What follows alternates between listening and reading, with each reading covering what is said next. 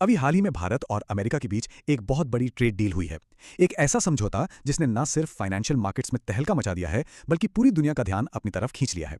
तो चलिए आज इसी डील की परतें खोलते हैं, समझते हैं कि इसके असल मायने क्या हैं और इसके पीछे की जियोपॉलिटिक्स क्या है। देखिए, इस कहानी की शुरुआत होती है मंगलवार 3 फरवरी को। जैसे ही इस डील की खबर आई, मानो भारतीय शेयर बाजार में भूचाल आ गया। कुछ ही मिनटों में सेंसेक्स 4200 पॉइंट से ज्यादा उछल गया और इन्वेस्टर्स की दौलत में खरबों रुपए जुड़ गए। तो जाहिर है, मार्केट का ये रिएक्शन बता रहा था कि ये कोई छोटी मोटी खबर नहीं है। तो आखिर हुआ क्या था? इस ऐतिहासिक मार्केट रैली के पीछे थी एक सरप्राइज फोन कॉल अमेरिकी राष्ट्रपति डोनाल्ड ट्रंप और भारतीय प्रधानमंत्री नरेंद्र मोदी के बीच। बस इसी एक कॉल ने दोनों देशों के बीच करीब एक साल से जो ट्रेड को लेकर तनाव चल रहा था, उसे खत्म कर दिया। और कमाल की बात यह है कि इस डील की घोषणा किसी प्रेस कॉन्फ्रेंस या ऑफिशियल चैनल से नहीं हुई। ये हुआ 2 सोशल मीडिया पोस्ट के जरिए। ये आज की मॉडर्न डिप्लोमेसी का एक बढ़िया उदाहरण है, जिसने पूरी दुनिया को चौंका दिया कि अब ग्लोबल पॉलिटिक्स कैसे काम करती है। सबसे पहले अमेरिकी राष्ट्रपति डोनाल्ड ट्रंप ने अपने social media platform truth social पर इसका ऐलान किया।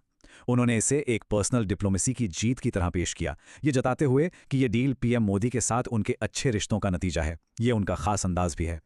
और फिर कुछ ही देर बाद प्रधानमंत्री नरेंद्र मोदी ने भी एक्स पर, जिसे पहले ट्विटर कहते थे, इस खबर को कंफर्म कर दिया। उन्होंने खास तौर पर मेड इन इंडिया प्रोडक्ट्स के लिए कम हुए टैरिफ पर खुशी जताई, जो जाहिर है उनकी सरकार का एक बड़ा फोकस एरिया रहा है। तो इस सौदे का सबसे बड़ा मतलब क्या है? सीधा सा मतलब है टैरिफ में भारी कटौती। आप देखिए, जहां पहले भारतीय सामान पर 50% तक का भारी भरकम टैरिफ लगने का खतरा था, वो अब सीधे 18% पर आ गया है। ये इंडियन एक्सपोर्टर्स के लिए बहुत बहुत बड़ी राहत की बात है। लेकिन रुकिए, बात सिर्फ टैरिफ कम होने की नहीं है।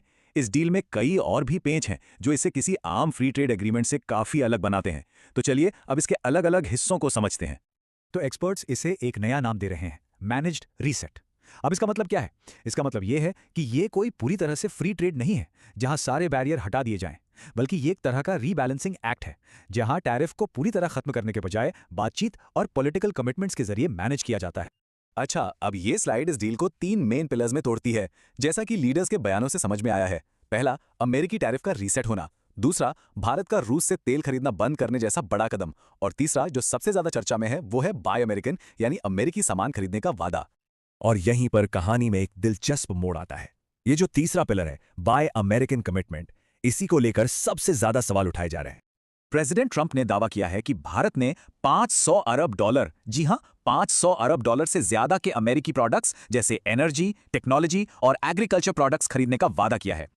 लेकिन बड़ा सवाल ये उठता है कि क्या ये $500 अरब की बात वाकई एक पक्की आर्थिक योजना है या सिर्फ एक पॉलिटिकल बयान? ये नंबर इतना बड़ा है कि इसने तुरंत सवाल खड़े कर दिए हैं, खासकर इसलिए क्योंकि भारत सरकार ने इस आंकड़े पर पूरी तरह से चुप्पी साध रखी है। और जब आप इस चार्ट को देखते हैं तो शक और भी गहरा हो जाता है। ये दावा की गई रकम भारत सरकार के पूरे साल के बजट का करीब 82.5% है। मतलब ये आंकड़ा इतना बड़ा है कि प्रैक्टिकली ये लगभग नामुमकिन सा लगता है। खैर, $500 अरब का आंकड़ा भले ही बहस का मुद्दा हो, लेकिन एक बात बिल्कुल साफ है, इस सौदे का कुछ खास इंडियन इंडस्ट्रीज पर तुरंत और बहुत पॉजिटिव असर हुआ है, इसमें कोई शक नहीं है। टैरिफ में कमी से भारत के उन एक्सपोर्ट सेक्टर्स को सीधी राहत मिली है जो पहले से ही काफी कॉम्पिटिटिव हैं, जैसे कि textiles, sea food, auto parts और ज्वेलरी। इन सेक्टर्स को सीधा फायदा हुआ है और यही वजह है कि शेयर बाजार में इतनी जबरदस्त तेजी देखने को मिली। लेकिन ऐसा भी नहीं है कि इस डील से सब खुश हैं। ये ध्यान रखना जरूरी है कि स्टील और एल्युमिनियम जैसी बड़ी और जरूरी इंडस्ट्रीज को इस राहत से बाहर रखा गया है। ऐसा इसलिए है क्योंकि इन पर अमेरिका के नेशनल सिक्योरिटी से जुड़े अलग कानून सेक्शन 232 के तहत टैरिफ लगे हैं, जो इस डील का हिस्सा नहीं थे।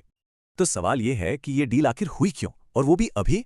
इसकी टाइमिंग को समझने के लिए हमें थोड़ा पीछे जाना होगा और बड़ी पिक्चर को देखना होगा, यानी इसके पीछे की जियोपॉलिटिक्स को समझना होगा। देखिए, ये समझौता कोई अचानक नहीं हुआ है। इसके पीछे पूरे 1 साल का तनाव है। इस टाइमलाइन को देखिए। अमेरिका ने पहले जवाबी टैरिफ लगाए, फिर भारत के रूस से तेल खरीदने पर पेनल्टी लगाई। इन सब वजहों से दोनों देशों के रिश्तों में काफी कड़वाहट आ गई थी। और जाहिर है, भारत में इस डील को लेकर राजनीति भी खूब हो रही है। 2 अलग अलग कहानियां सुनाई जा रही हैं। एक तरफ सरकार इसे विकसित भारत के लिए एक ऐतिहासिक कदम बता रही है, जो मेक इन इंडिया को बूस्ट करेगा। तो वहीं दूसरी तरफ विपक्ष इसकी आलोचना कर रहा है और कह रहा है कि यह भारतीय हितों के खिलाफ है। तो आखिर में एक ही बड़ा सवाल बचता है, क्या यह डील दोनों देशों के बीच एक लंबे समय तक चलने वाली स्ट्रैटेजिक पार्टनरशिप की शुरुआत है, या फिर यह बस एक शॉर्ट टर्म लेन देन वाली डील है, एक तरह का सीज फायर? इसका जवाब तो खैर आने वाला वक्त